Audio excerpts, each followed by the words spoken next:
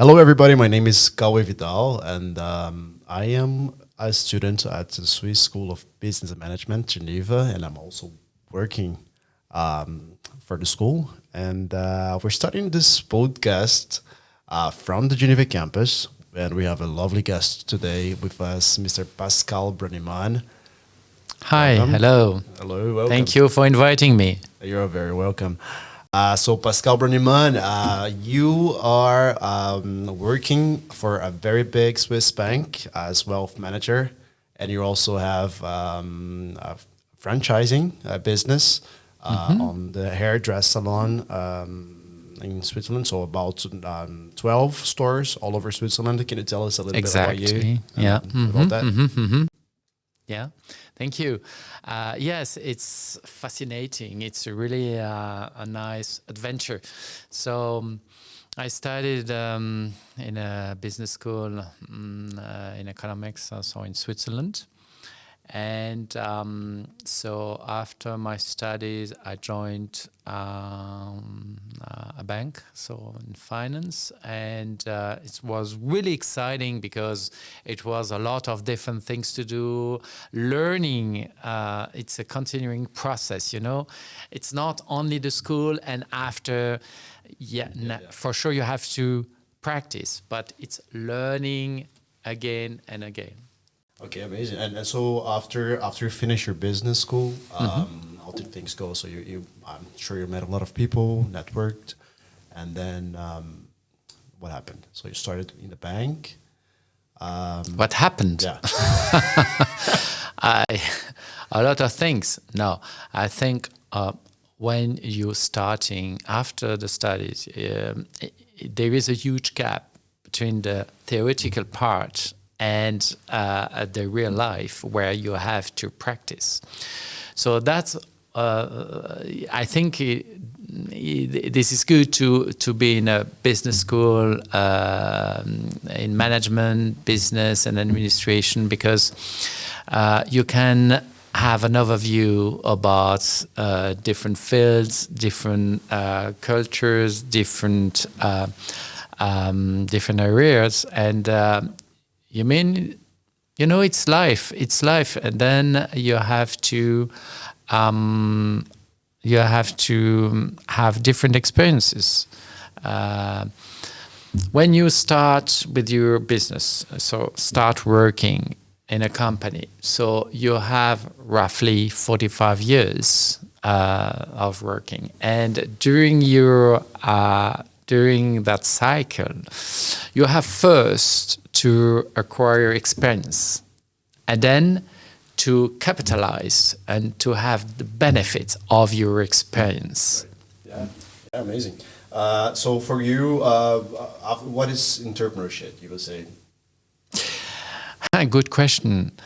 Entrepreneurship is, I think, definitely is having, I would say, when you wake up every morning, you have to be able to have a great idea of a new business, because when you watch the television and you are looking at different businesses, different things all around the world, and from different perspectives, technology, digitalization, and I think you have to be able to develop a great idea every morning. Sometimes you know the great idea is not the best one, but maybe on 10, 15 ideas, one is feasible and would be the great opportunity to develop business. Yeah, I can definitely agree with that. And can you tell us a little bit more about the franchising business in Switzerland? A little bit of the story of the company. So, as for those who don't know, Pascal is working with Frank Provo. So he's the co-owner of Frank Provo Paris in Switzerland, right? Right, correct. This is a very exciting business because it's franchising, and the franchising system, that means that we developed the trademark in Switzerland. We have actually 12 stores. And I have to say, it's creating from zero, from the day one, store. So setting up the infrastructure, so the design, and to find the team, because you have the contracts, right? And the contracts and all the things. So setting up the business. It's really exciting because it's different things from a legal issue, from a tax issue, from it's a lot of creativity, because when you have to set up this new store, you have to design, you have to draft. So how you can put the things in the store. So it's a lot of design, it's a lot of imagination, it's finding solutions. So it's really great to set up that. Do you think there is any difference opening a business in Switzerland comparing with other countries, for example, in Europe or across the world? Difficult to say. I do not have many experience in different countries, but I think what is really challenging in Switzerland is that you have to consider different languages. You have to consider the regulations. In Switzerland, the regulations are really strict, and you have to pay attention to different way. You have to integrate in your project the tax issues. You have to integrate the regulations. You have to integrate how the people can react to the services you want to propose to the clients, because in Switzerland you have different cultures. Yeah. But apart from that, Switzerland is a beautiful country and it's a great place to live. Mm-hmm. So can you tell us a little bit, what are your favorite things to do here in Switzerland, apart from business, of course? Switzerland is my country, so I'm not the appropriate one, the most appropriate one to talk about Switzerland. But no, more seriously, you have the unique opportunity to be in the nature. For people loving to be in the mountains, for people loving to be on the lake and meeting new people, because as I said, different countries, so different cultures are there, and different people, and you have a very different cities. Even if you are in Lausanne or in Geneva or in Zurich, I used to live in Zurich. It's totally different from Geneva. Not only the food, but not only the nature, but the food. That's what I can say. So you have the great chocolate here, cheese, yum. You have to taste the fondue. So the fondue is the very famous one. Wait, what is better, fondue or raclette? What do you say?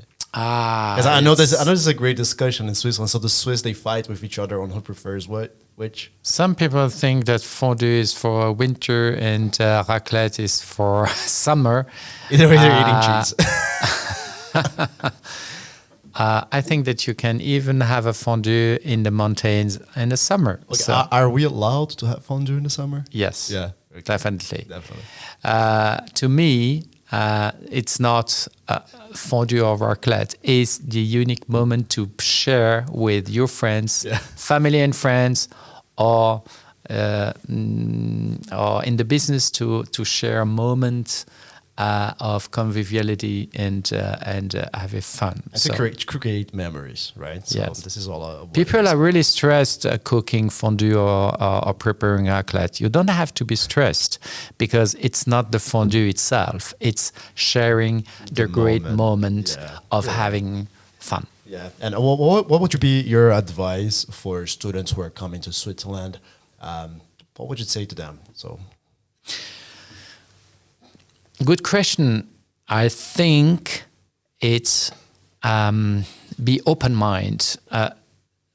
Switzerland is really a very small country. A very small country. It's nothing compared to the United States. It's nothing compared to Russia or Africa. So it's a unique country because you have 4 different languages first, and you have different cultures, and you have to be very open mind to people, because it's the unique opportunity to meet people coming from different sectors. So sector-wise, you have very famous schools like the École Hôtelière in Lausanne, like the Upper Eiffel, like the ETH in Zurich, Like SSBM Geneva. like I wanted to say like SSBM in Geneva. So it's the unique opportunity to meet other students coming from different, the different cultures, and I think it's great to meet people and exchange some best practices, some experiences. Amazing. Well, this is it, I guess. Thank you so much for coming. Pascal, thank you for joining us. Thank you for sharing the knowledge. It is a pleasure. Okay. And hopefully we're going to have you back again on campus. Sure. Okay. Lovely. Okay, thank you so much, everybody. This was Caueh Vidal for the Biztalks on podcast for SSBM Geneva. See you next time.